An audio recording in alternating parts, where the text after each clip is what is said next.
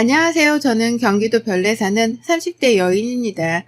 짧은 연휴가 끝나고 일상으로 돌아오는데 왜 이렇게 명절 후유증이 심한지 여러분들은 괜찮으셨나요?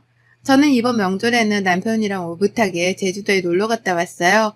조금 비싸긴 했지만 우리에게 처음 주는 선물이라고 생각하고 갔다 오니 힐링도 되고 아직도 제주의 바다가 생각나곤 하네요. 많은 며느리분들이 명절만 되면 명절 질군군에 시달린다고도 하잖아요. 저도 정말 명절날만 되면 안 아프던 머리까지 아플 정도로 너무 힘들었었어요. 누구나 다들 그렇잖아요. 시집살이가 없어도요. 근데 이번 명절에는 남편이 여행 가자고 비행기 티켓을 끊어서 다녀왔거든요. 그럼 왜 제가 명절 때 시댁에 안 가게 되었을까요? 오늘 저와 남편의 길고 긴 이야기를 전해드려 볼까 합니다. 저와 남편은 오랜 연애 끝에 양가의 도움 없이 저희 스스로 결혼을 한 케이스입니다. 저희 집도 또 시댁도 누구를 도와줄 형편은 안 되기 때문에 서로 모았던 돈과 대출을 껴서 경기도의 작은 평수 아파트 전세로 살고 있어요. 작긴 하지만 집주인분이 굉장히 좋으셔서 오래오래 살고 나갔으면 하시더라고요. 그래서 열심히 둘 다 돈 벌면서 저축하기 바쁜 부부이죠. 저희는 우연히 실습생으로 들어간 회사에서 만난 사이로 처음에는 이렇게까지 진지하게 만날 줄 몰랐는데 어느덧 만나고 보니 우리는 참 많은 걸 함께하고 있더라고요. 그래서 함께하기로 결정했고 그 결정에 후회를 해본 적은 한 번도 없었죠. 그렇게 양가 도움 없이 결혼하면서 사실 다른 친구들 결혼하는 거 보면 조금은 부럽기도 하고 나도 좀 여유가 있었으면 했던 마음들이 컸어요. 그럴 때마다 남편은 늘 미안해하며 정말 돈 열심히 벌어서 호강시켜 주겠다고 맨날 입버릇처럼 말하는 우리 남편이에요. 그런 우리 남편에게도 큰 아픔이 있었어요. 남편이 늘 저한테 말을 했을 때 자기는 엄마의 사랑을 많이 못 받고 자랐다고 하더라고요. 남편에게 형이 있는데 형이 너무 사고도 많이 치고 손이 너무 많이 가서 자기는 사고를 칠 수도 또 쳤다가는 정말 쫓겨날 것 같아 쥐 죽은 듯이 살았대요.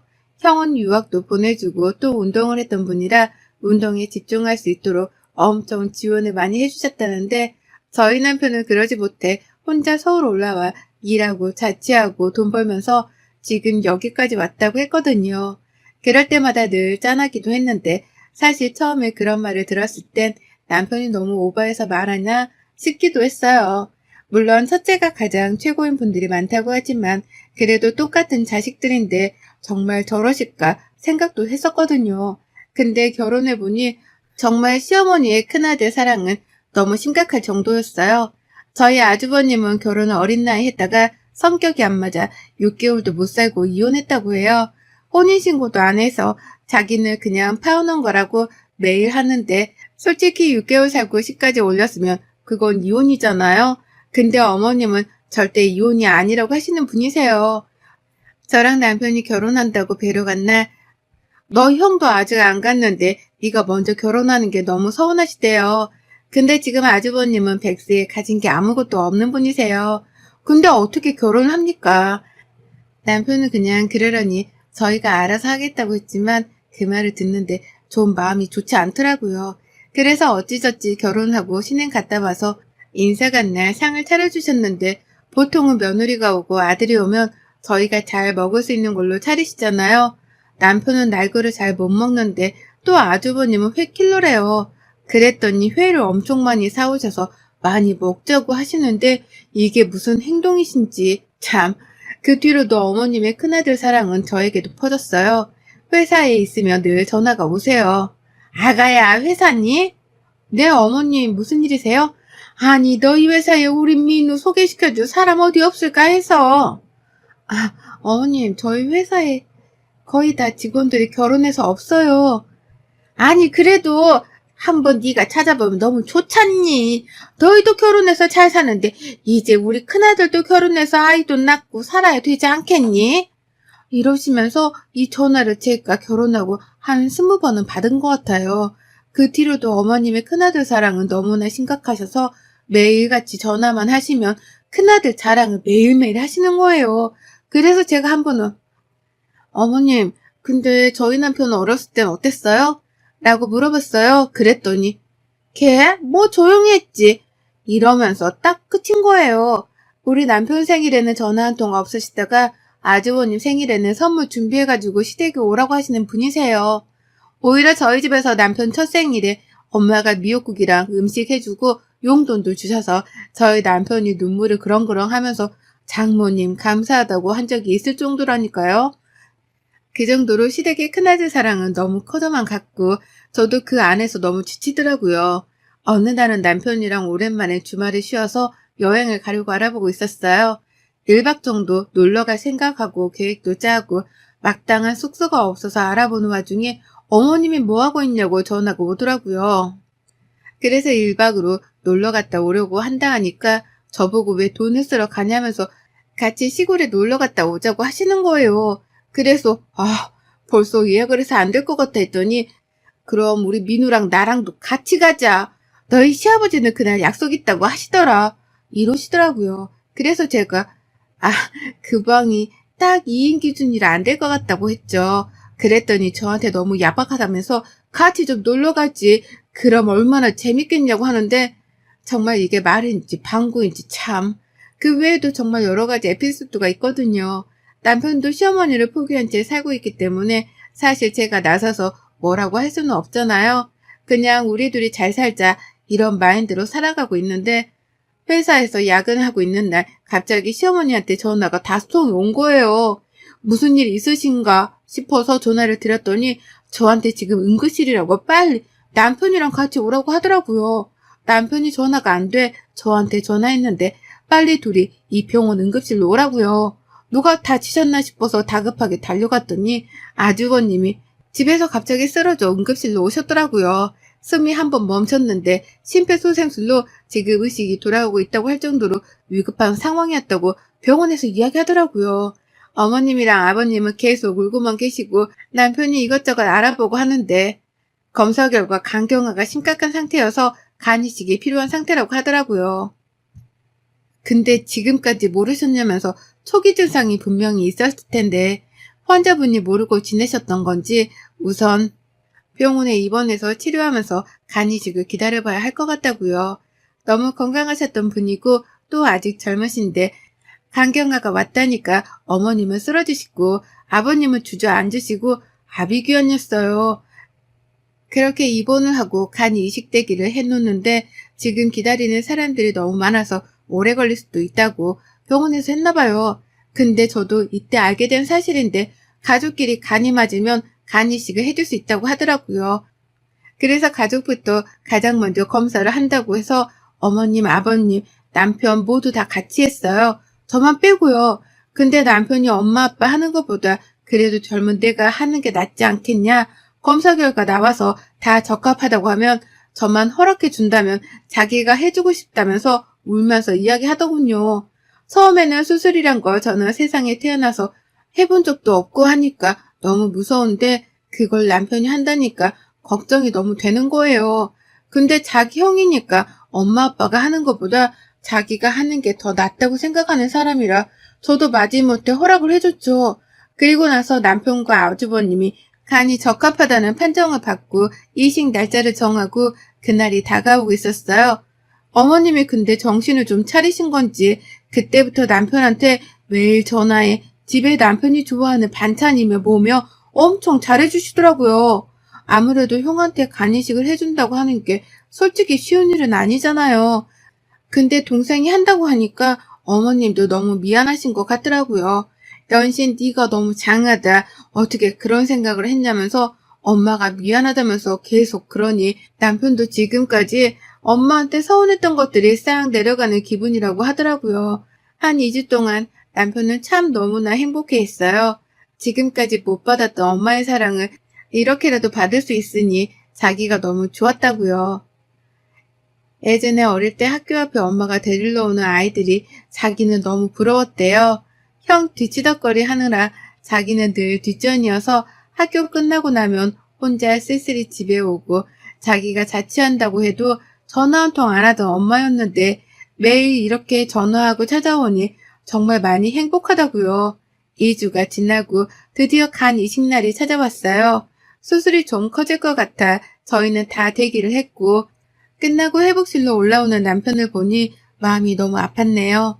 수술은 다행히도 잘 되었고 남편도 회복하면 다시 정상 생활로 돌아갈 수 있지만 몇 달간은 무리하지 않고 지내야 한다고 하시더라고요. 그렇게 해피엔딩이 되어가는 줄 알았지만 아니었어요. 어머님은 수술이 끝나자마자 남편에게는 와보지도 않았고 아주버님 병실에만 계속 있으면서 간병을 하시더군요. 전 당연히 제가 있으니 그러신다고 생각했는데 퇴원하고 나서도 전화를 매일 하시던 어머님은 저나 남편에게 전화 한 통 안 하시더라고요. 남편은 지금 형이 아프니까 엄마가 정신이 없어서 그런 걸 거야 하는데 저는 사실 어머님의 행동에 진짜 너무 화가 나더라고요. 그때는 자기 큰아들 이식해준다니까 혹시라도 마음 바뀔까봐 그러고 이제 수술하고 나니 챙겨줄 필요 없다 이 마음 같았거든요. 근데 아니겠지 싶어서 저는 더욱더 극진히 남편을 간호했어요. 그리고 주말이 돼서 시댁으로 넘어가서 식사를 하는데 아주버님은 남편만큼 회복이 빠르지는 않더라고요. 근데 그거야 뭐 어쩔 수 없는 거니까 밥을 먹는데 어머님이 수술이 잘못된 것 같다. 너는 멀쩡한데 어떻게 우리 민우만 이러느냐? 네가 혹시 간이 망가져 있는데 그 간을 준 건 아닌지 한번 병원에 다시 가서 물어보자. 네가 그동안 간 관리 못한 거 아니냐? 이러시면서 말도 안 되는 소리를 늘어놓는 거예요. 남편은 그런 게 어딨냐면서 당연히 형은 원래 아팠던 사람이니까 회복이 더딘 거라고 그렇게 말해도 계속 어머님은 병원에서 수술을 잘못한 것 같다면서 헛소리를 시전하더라고요. 더 이상 듣고 있기가 어려울 것 같아 나오는데 갑자기 저한테 혹시라도 우리 민우가 다시 재수술하게 되면 이번에는 네가 해주면 어떻겠니? 한 분 한 사람은 못한다는데 너는 건강하지 않겠냐면서 그러시는 거예요. 그 말을 들은 남편이 갑자기 먹고 있던 물을 바닥으로 쾅 하고 던지면서 그만 좀 하라고 소리를 질렀어요. 이만큼 형한테 했으면 되지 않냐고. 이제는 자기 와이프까지 간을 달라는 게 말이 되냐고요. 집사람 집에서 알면 장인 장모님이 허락하시겠냐면서 자기라도 허락 안 한다고요. 누가 아주버님한테 간을 떼주냐면서 제발 말 같은 소리를 하시라고요. 아직도 정신을 못 차려 그러냐면서 울며 불며 소리치더군요. 듣고 있는 아버님은 할 말이 없으신지 방으로 들어가고 어머님은 어디서 말대꾸 하냐고 그러더라고요. 아니 한 번 이야기할 수도 있고 가족인데 뭐가 어떠냐면서 너는 왜 예민하게 구냐면서 뭐라고 하시니. 더 이상 반박하고 싶지도 않아 그대로 둘이 집을 나왔어요. 시댁에서 집으로 오는 길이 어찌나 길어 보이던지 남편은 집에 와서 방으로 들어가더니 흐느끼는 소리가 나더라고요. 저는 아무 말 없이 남편을 안아주었어요. 엄마가 변했다고 엄마 사랑 받아서 너무 행복하다던 남편이었는데 아직까지 어머님 눈에는 큰아들밖에 없으니 이 상황을 도대체 어떻게 받아들여야 하는지 참 어렵더라고요. 그 뒤로 시댁에 한 달 정도는 가지 않았던 것 같아요. 전화도 안 오고요. 또 저도 안 하고요. 그냥 이대로도 전 나쁘지 않겠다 싶어서 지내는데 아니나 다를까 시어머니가 전화를 해오더라고요. 미안하다. 너는 어떻게 그렇게 가서 전화 한 통을 안 하니? 네, 그냥 할 수 있는 타이밍을 놓쳐서요. 무슨 일이세요? 라고 물으니 저보고 갑자기 남편 모르게 돈을 좀 빌려달라고 하시더군요. 그래서 왜 갑자기 그러시는지 말씀해 주셔야 하지 않겠냐 하니까 처음에는 어머님이 쓸 곳이 있어 그런다. 금방 대체해서 주겠다고 하시더라고요. 솔직히 진짜 빌려드리고 싶지 않았지만 엄청 큰 돈은 아니었기에 언제 준다는 말만 믿고 빌려드렸어요. 남편한테는 이야기를 안 했죠. 그리고 나선 집안이 발칵 뒤집힌 사건이 있었는데요. 시어머니가 저한테 빌려간 돈으로 집안에 무당을 불러 굿을 하셨다는 거예요. 근데 그 굿을 하는 이유가 하도 아주버님이 회복이 더디길래 용한 점집에 가서 점을 보니 작은 아들이 기가 너무 세서 큰 아들이 기를 못 피고 사는 것 같다. 부적이랑 굿을 하면 아마 작은 아들 기를 큰 아들이 받아서 괜찮아질 거다. 이 말을 듣고 저한테 빌린 돈으로 부적을 사고 무덤까지 불러 구슬하셨더라고요. 그걸 알고 아버님이 난리가 나서 너희 엄마랑 못 살겠다고 우리 이혼할 테니 더 이상은 너희도 엄마 없다고 생각하고 살라면서 하시더군요. 저는 너무 기가 차서 따로 할 말도 없었어요. 근데 갑자기 남편이 자기 통장을 하나 휙 던지더니 어머님한테 이렇게 말하더군요. 엄마, 이거 내가 지금까지 독립해서 모은 돈이야. 집에 보탤 때 쓰고 나머지는 우리가 나중에 청약이라도 되면 계약금이라도 쓰려고 모은 내 전 재산이야. 근데 이거 엄마 줄게. 라고 하는 거예요. 다들 너무 어안이 벙벙해서 남편을 쳐다보는데 남편이 말을 이어가더라고요. 엄마가 그래도 나를 낳아서 지금까지 키워줬잖아. 그 키워준 값이라고 생각해줘. 그리고 이제부터 더 이상 나를 아들이라고 생각하지 말아줬으면 해. 나도 엄마가 없다고 생각하며 살고 싶어. 그러니 이제 낳아줬으니 나한테 네가 잘해야지. 이런 생각 이걸로 끝냈으면 좋겠어. 내 처음이자 마지막 부탁이야. 라고 말하며 정말 아이같이 흐느끼더라고요. 그 말에 어머님은 아무 말도 못한 채 고개를 푹 숙이고 계셨어요. 그러더니 방으로 들어가서 손가방만 챙기고 나가시더라고요. 그리고 남편은 아버님께 이제 집에 오지 않겠다고 말씀드리더라고요. 아빠한테 너무 미안하지만 아빠가 내가 보고 싶으면 우린 따로 만나도 되니 이제 집에 발들이지 않겠다. 이해해주길 바란다면서 이제 집에 가자고 하더군요. 그 뒤로 저희는 시댁에 발길을 정말 끊었어요. 어머님은 아버님이랑 이혼까지는 가지는 않은 것 같은데 아버님이 잠깐 떨어져 살고 싶다고 해서 회사 근처에 집을 얻으시고 시댁에는 어머님이랑 아주버님 둘만 살고 있다고 하더라고요. 남편도 저보고 시댁이 없다고 생각했으면 좋겠다고 자기가 결정한 거니 그걸로 너무 마음 불편해하지 말라고요. 그렇게 남편은 자기 스스로 고아가 되기를 자처했고 그런 남편을 보는 저는 참 많이 힘들었습니다. 그 일이 있고 난 후 저희는 어머님 왜 그런 남편과 형을 차별했는지 알게 되었어요. 아버님이 어느 날 따로 저희를 만나자고 연락이 오셨고 그때가 되어서야 아버님 어머님이 숨겨왔던 비밀을 말씀해 주셨어요. 사실 남편은 저희 시아버지 친자식이 아니라는 걸요. 어머님이 밖에서 나온 자식이란 걸요. 아버님 어머님은 결혼 후에 아주버님을 낳고 어머님이 아버님 일의 특성상 주말부부로 지냈던 적이 엄청 오래되었었는데 그때 어머님이 다른 분과 만나셨었나 봐요. 그러다 지금 남편이 생겼고 그걸 아버님이 알아서 지우려고 했는데 아버님이 어떻게 생긴 아이를 지우냐면서 자기가 키우겠다고 용서하셨다고 하시네요. 그때는 자기가 일에 너무 바빠 가정에 소홀해 너희 엄마가 우울증까지 왔었는데 자기가 돌보지 못해 그랬다고 생각한다고요.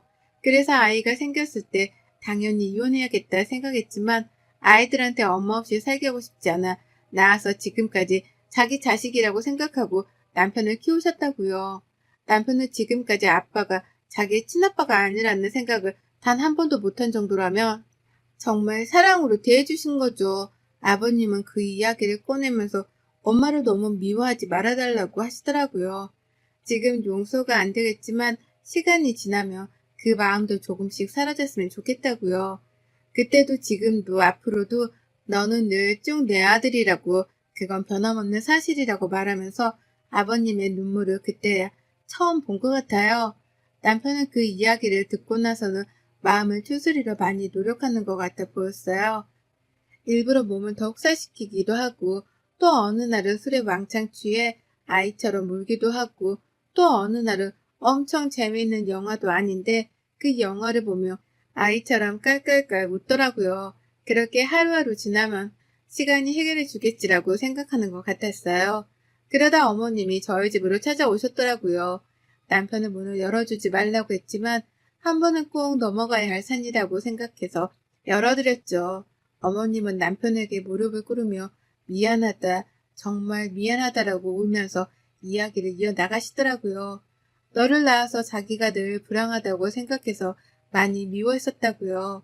낳지 않았으면 지금쯤 너희 아빠랑 더 잘 살았을 텐데 라고 늘 생각했었는데 자기 자신에게 문제가 있었다면서 정말 미안하다고 용서하지 못하겠지만 지금 이 마음을 꼭 전하고 싶어 오셨다고요. 그러면서 편지 봉투를 두고 나가시더라고요. 편지 봉투 안에는 어머님이 남편을 낳고 처음으로 쓴 편지와 아파트 매매 문서가 들어있었어요. 그 문서는 남편 이름으로 되어 있었고 편지 안에는 나중에 네가 커서 이 편지를 읽게 될 때쯤에 이 이야기를 꼭 한 번은 해주고 싶었다며 자기가 사랑으로 키우지 못해 늘 미안했고 네가 언젠가 결혼을 해서 가정을 꾸려 아이를 낳게 되었을 때 이 집에 들어가 행복하게 사는 삶을 바랬다고 써 있었어요.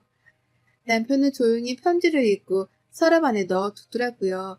아직은 엄마한테 어떤 말도 또 어떤 것도 받고 싶지 않다고요.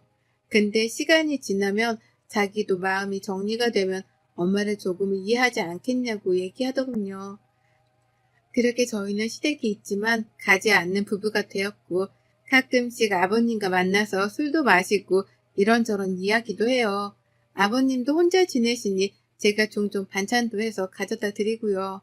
행복하다고 말할 수는 없지만 어머님이 왜 남편을 미워했는지 아주 조금은 정말 조금은 이해해드리려고 남편과 노력하고 있는 중이랍니다. 언제가 될지 모르겠지만 나중에 어머님을 만나 웃으며 이야기하고 싶네요. 긴 글 읽어주신 모든 분들께 감사드리며 제가 나중에 어머님을 만나게 되면 후기를 꼭 들고 오도록 하겠습니다. 늘 행복하시고 건강하세요. 여러분의 생각은 댓글로 남겨주세요. 오늘도 시청해 주셔서 정말 감사합니다.